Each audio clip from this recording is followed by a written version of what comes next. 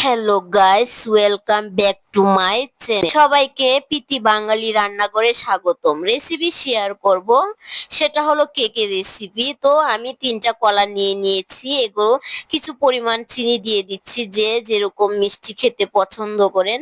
তো কলা আর চিনি আমি একসাথে ভালোভাবে মেখে নিয়েছি। এর মধ্যে দিয়ে দিলাম 1 কাপ দুধ। এখন এগুলোকে সব কয়টাকে ভালোভাবে মিশিয়ে নিতেছি, দেখেন। তো আমি ডিমও দিয়ে দিয়েছি এর মধ্যে একটা। তো ডিমটাকে ভালোভাবে এর সাথে মিশিয়ে নিতেছি, দেখেন খুব সুন্দরভাবে মিশিয়ে নিতেছি। তো 1 কাপ ময়দা দিয়ে দিলাম, ময়দাকে আমি চেলে নিতেছি, চেলে নিলে ভালো হয়।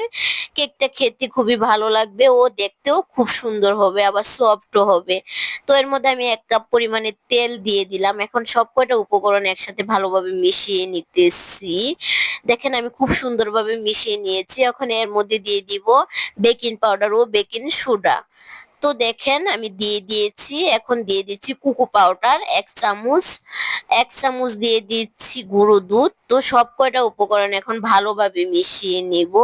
আমি সব কয়টা উপকরণ ভালোভাবে মিশিয়ে নিব, কারণ যত ভালোভাবে মিশিয়ে নিতে পারেন কেকটা খেতে খুবই ভালো হবে, দেখতেও খুবই সুন্দর হবে। তো এটাকে এখন আমি চেকে নিতেছি। তো আমার রেসিপিগুলো যদি আপনাদের ভালো লাগে, অবশ্যই আমাকে লাইক, কমেন্ট ও শেয়ার ও সাবস্ক্রাইব করে দিবেন, আর বেল আইকনটি বাজিয়ে দিবেন। তো আমি একটা কড়াই নিয়ে নিয়েছি, এর মধ্যে এখন এটাকে বসিয়ে নিব ভালোভাবে।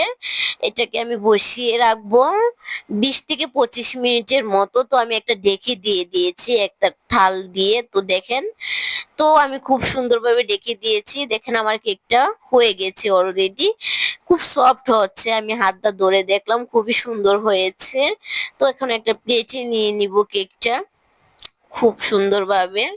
দেখেন কেকটা আমি নিয়ে নিয়েছি একটা প্লেটে, দেখতে কতটাই সফট হয়েছে, খেতেও খুব ভালো লাগবে। এখন আমি চাকু দিয়ে কেকটা কেটে নিতেছি, দেখেন আমি পিস পিস করে নিতেছি পুরো কেকটা, দেখেন খুবই সুন্দর হয়েছে। তো আপনারা বাসায় অবশ্যই ট্রাই করবেন বাচ্চাদের জন্য, কেন দোকান থেকে কিনে